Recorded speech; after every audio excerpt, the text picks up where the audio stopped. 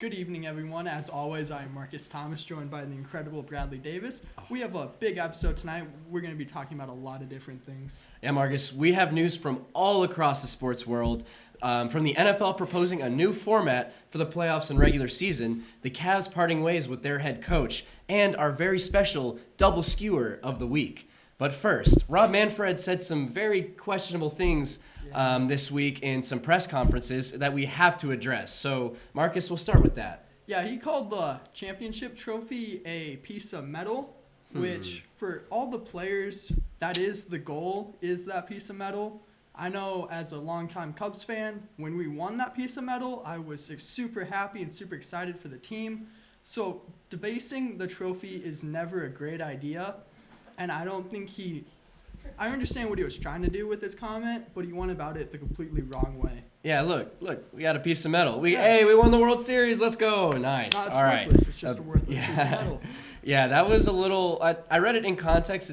When I read it in the line, it didn't seem quite as bad, but it was still like he was just trying to get an out. You know, he's getting a lot of heat for giving immunity to these players, and honestly, it just really blew up in his face because I see what he's trying to do. If he didn't give these players immunity, we probably wouldn't know the extent to how bad this got. But if you're Rob Manfred, it doesn't make any sense because now everyone knows what happened, and you can't punish them, and everyone sees that you can't punish them, but then they know everything that happened. And so then it's just a really bad look, and I think he just got really caught up. He's not very good speaking to the public. We've all seen that. He's terrible, and he was probably just really frustrated and was like, God, leave me alone. It's a piece of metal. And then, then he had to apologize for it later. So that was not very good. And then he also gave some new information about the extent of the sign stealing, also from his immunity deal. You want to talk a little bit about that, Marcus? Yeah, I don't think he had I think he had more leverage than he came out saying he did with the immunity. I think there were definitely ways to make the Astro players give testimony without giving them immunity. I don't know why that was his tactic.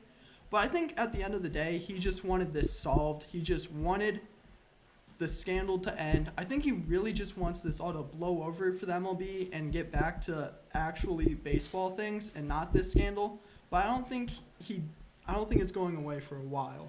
Yeah, maybe he just didn't think that there was that much to it, and he was like, oh, I don't want to do a full investigation. If we give him immunity, they'll just tell us, and it probably wasn't that bad. And then he started telling him all this stuff, and he's probably like, oh no. And then it was too late.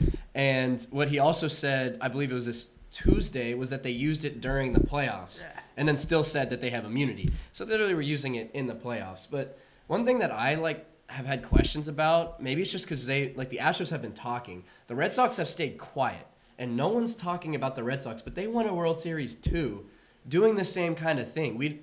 There hasn't been a lot coming out of the extent of what they did versus what the Astros did, but it was with the same guy who was heading all of it. And so other than the manager stepping down, there hasn't been a whole lot. No one's talking about wanting to throw at Red Sox hitters, but they could have done the exact same thing that the Astros did. I just think the Astros had this blunt, oh, we're not sorry attitude, and people were really upset with that. Carlos Beltran was really the only one who kind of apologized, but wasn't that before the immunity when Beltran kind of admitted to all of it, or was that after? I think that might have been after. Okay, because I just in my head I'm thinking if that was before, then why would you give immunity? So that makes sense. It probably was after. But I just think it's the way the Astros have gone about it. Maybe it was to more extent, and it was going on for a longer period of time, and there's more visual proof. But the Red Sox still won a World Series doing the same thing. It was two for two, or however many years they're doing that before. Maybe 2 for 4. Either way, that's still a way better ratio than most teams win the World Series. A lot of teams have never won the World Series. So I don't know. Is there anything you'd like to add? Going back to the Red Sox thing, I don't think there is as much proof of the Red Sox doing it because the Astros, from what I've understood and what the MLB has said, is that the Astros was a more player-driven scandal, and the players were really heading it up and doing all this stuff with some of the help from the GM and the coach. But with the Red Sox, it was just the Astros coach going there. I don't know if he brought the scandal or the system with him And I don't know if the Red Sox would have really went with it because the Red Sox knew they had a good team. I Yeah. don't think they would have been like, all right, yeah, let's do this too. I thought I saw somewhere that they used the system to an extent. Maybe that was that was really early on when that was right when like Mike Fiers had first come out. So maybe that's been debunked in the Red Sox players because you haven't seen any of that. And it's all been about the Astros. Like there's a video of Blue Jays players like playing on drums in tribute of the Astros or whatever. So I'm like really looking forward to this season. And I don't know if you follow like the Cubs Instagram, or Twitter. I've been looking at the Rangers Twitter in the same division, and they're just not talking about it at all. Their Twitter's been like all like smiles, happy. They're like, this is awesome for other teams in the division because they have like the most positive press they could ever have. Like with all these other, it doesn't matter that they're not a good team. Like they could go 2-160 and they'd still not be talked about as much as the Astros. So that's I definitely agree with that. Another point with the Red Sox, I don't think it's been talked about because the Astros, all the information that's come out of there's been such a big deal. But I don't think the MLB like really conducted a full interview with the Red Sox. I think the MLB just really wants this to go away, and then containing it as much with all the information that's been coming out. The MLB is kind of just damage control. Let's try to contain this and not have it be the big issue it is becoming. Yeah, well, if their objective was damage control, they did a really terrible job. And with that, we will end our first segment, but make sure to stick around because our show is far from over. And next segment, we'll be moving to the NBA and NFL.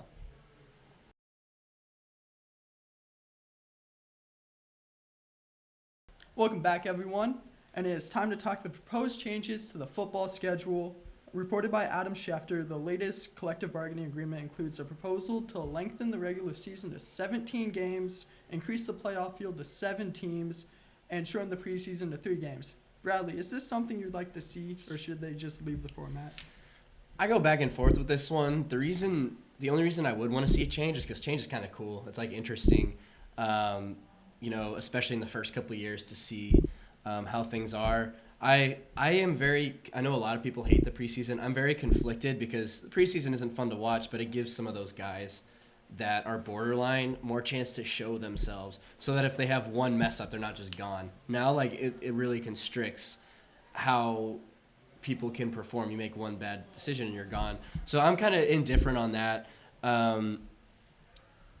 My biggest thing with the playoff thing is I do like having more teams. I think that'll be kind of interesting. But taking away the first round bye from the second overall team is not my favorite thing. I like the second team getting that bye because a lot of times the top 3 teams in the conference are all super close, and it will make the end of the season like more interesting. But there's injury concerns there. You know, people won't be able to rest their guys because they'll be fighting so hard for that one spot, and there's an extra game. So like this year. If like comparing this year to this proposed thing, the Chiefs would have had 2 extra games to play. They would have this week 17 plus they'd play week 1 of the playoffs. That seems like a much harder road. And so that's where I'm a little caught up on this, but I think it could be interesting. If it happened, I wouldn't hate it.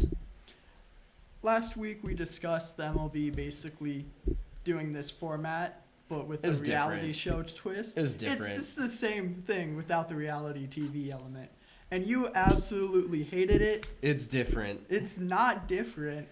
They're not choosing who they're playing. No, but they're playing as many games. But also you don't have buys at all in other than the wild card game which is a 1-game series. So like buys are not, like you said on the show last time too, buys are much more important in football than they are in baseball. So. And I said the system that NFL has now is great for the NFL.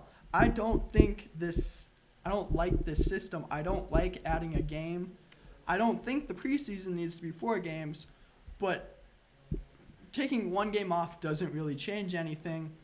I don't like adding another regular season game. I don't like this playoff format for the NFL. It doesn't make sense, and I'm not a fan of it. So if you're saying it's like the same thing as baseball, but then and coming at me for saying that like it was having a different opinion, you kind of liked the MLB one and you hate this NFL one. And I know different sports, but that's what I'm saying. Like the NFL, my biggest problem with it is taking away that bye, where your biggest problem with the MLB one was giving them that bye. And so it's kind of like their formats would be a lot more similar, but I just don't like where they choose their own, like pick their own teams.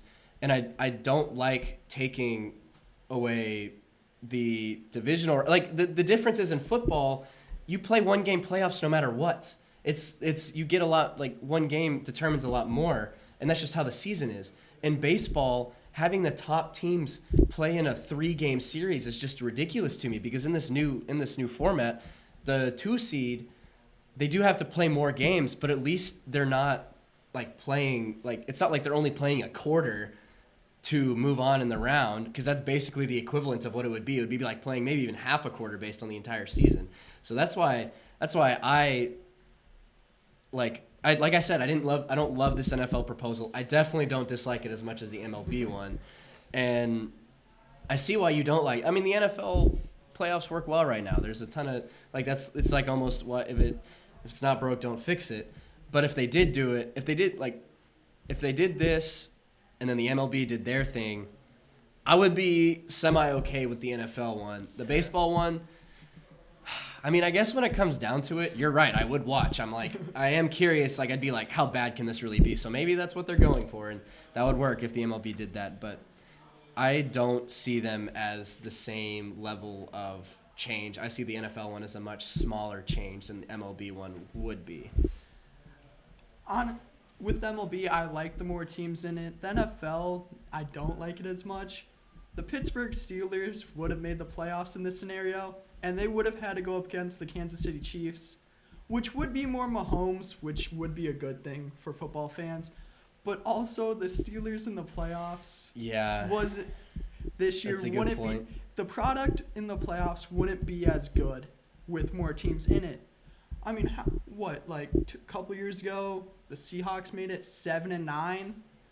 That was a while ago at this point, but it the depends amount on the of year. teams with under 500 records that could make the playoffs now with this That's system. true. There'd be some wonky years where some 7-9 teams would make the playoffs, and like this year in the NFC, it would have been the Rams, who were really fading late, and I wouldn't really want to see them in the playoffs either. But there have been years where teams that have gone 10-6 didn't make the playoffs. Didn't the Patriots not make it when going 11-5 one year? Not that I have any the Castle year. Yeah, not that I have 11-5 and lost the division to the Dolphins. I think that year. I don't know. There was but that a Mark Sanchez Jets year.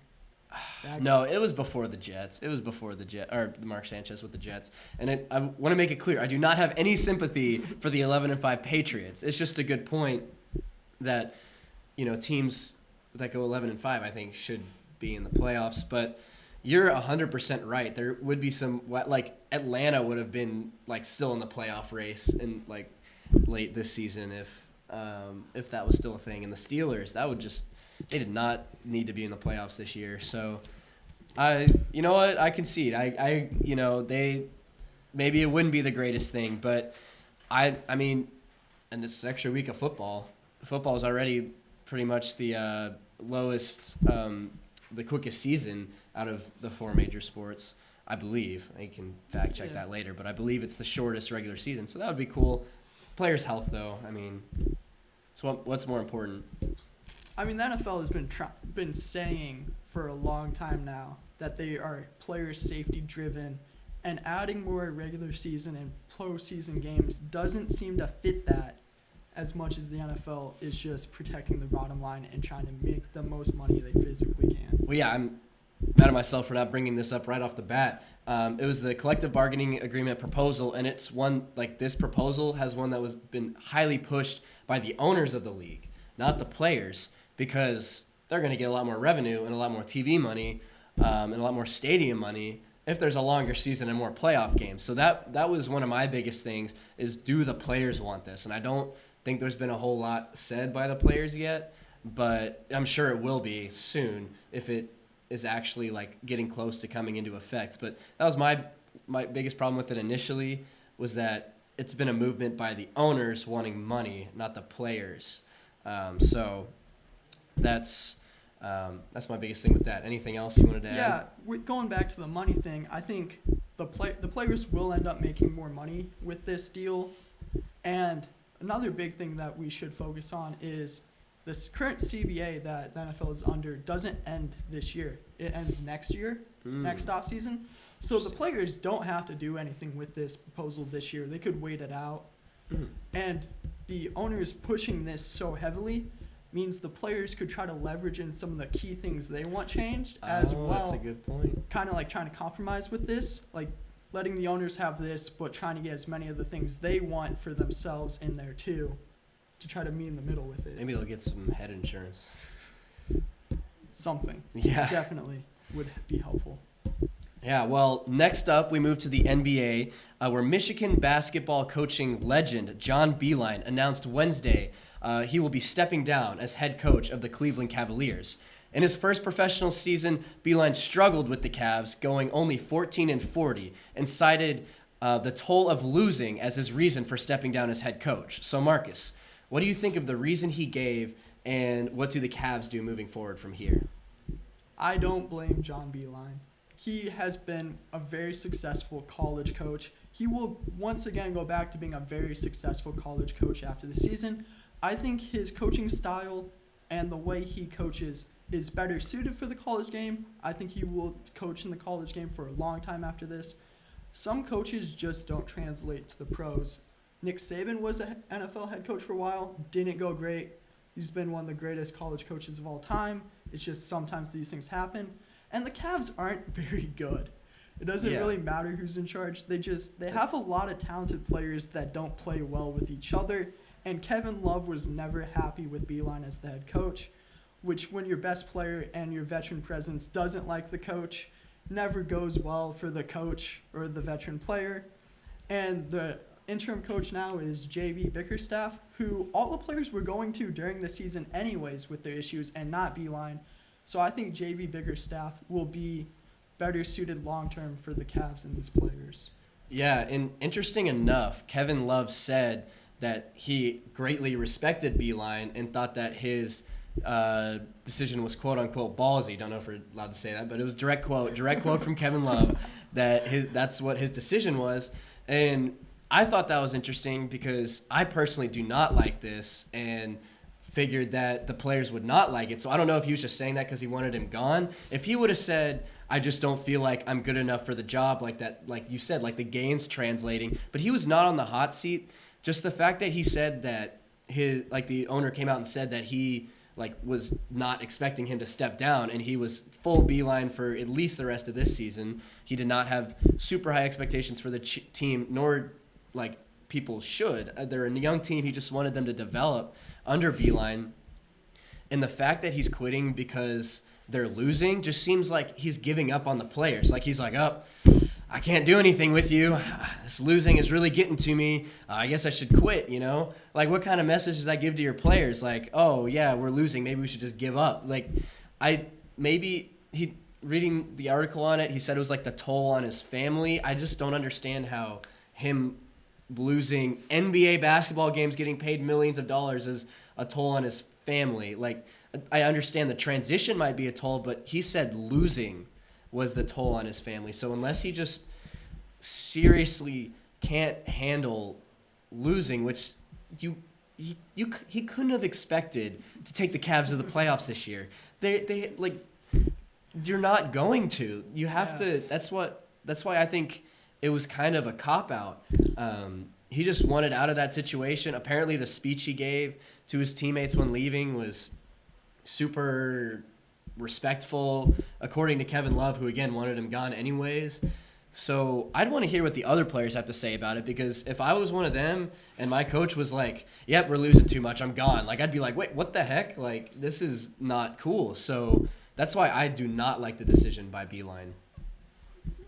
With the decision, I think he just said the best excuse that he thought would work, because I don't think he had the respect of the locker room for a while, because there was a widely reported incident where he called the Cavs players a bunch of thugs and slugs. That, yeah. And I think after that, his time in Cleveland was definitely numbered. And I saw somewhere else that a lot of the Cavs players, when they would play music in the locker room before and after games, would play a bunch of songs focused on using the word thug to upset the coach. So I don't think the players mind him being gone as much. And from what I've heard and seen, a lot of them were going to JB Bickerstaff already with their problems and not. That's a good point. So with the coach already being there now. Yeah, maybe that was just what he said. I just thought it was weird to me that he, like, almost like they were, like, it was below him because they were, like, losing so much, just wasn't up to his standards. Maybe, like, I know you just can't come out and say, like, yeah, I didn't have their respect. I mean, honestly, you could. You could say that. You could be like, I didn't do my part. I couldn't get the respect of the players. And they're all some great guys, and I hope they succeed going forward under Bickerstaff. But no, he was like, we're losing too much. I don't want to be here. It just seems not – I did not like that one bit. Anything else on that? I don't think anything about the Beeline Cavaliers pairing was ideal from the get-go, and it definitely every situation that was crucial was mishandled from both sides the entire season, and it's just over now, and that's the best way it should be. Yeah, I mean I don't disagree that they will probably be better off with Bickerstaff. I just don't like how he went about that. No, I agree. And with that, we're headed back to break. Stick with us because next we're going to give a special double skewer segment.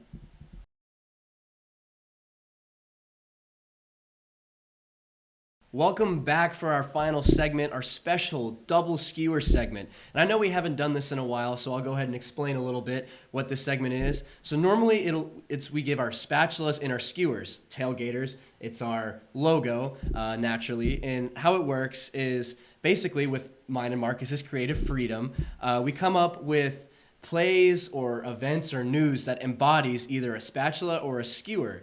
And skewer tends to be something a little bit more negative that happens. Someone gets, skewered, gets like pummeled on a run or like laid out, something like that. And spatula tends to be something a little bit more positive or, just a little bit more positive. Our favorite example would be someone setting a huge screen. He spatula someone. But today, with the Astro scandal, we don't really have a ton of positives, so we're sticking with our double skewers. And first, Alex Bregman, you got skewered. On his podcast, Pardon My Take, back in October, he was talking about how his favorite unwritten rule was that players who do quote-unquote stupid stuff get thrown at by the pitchers and get hit. And then all of this is coming out where he was using buzzers and the rest of the team was using buzzers, and now everyone's wanting to throw at the Astros. And then the whole thing with Manfred saying that was, you'd get suspended and all that stuff. But definitely with these comments about Bregman saying that he likes people throwing at players who do stupid things, I definitely think he's going to get skewered by a few pitchers, maybe even a Aroldis Chapman. That one would hurt a little bit. That one would hurt a little bit extra. So my skewer goes out to Alex Bregman.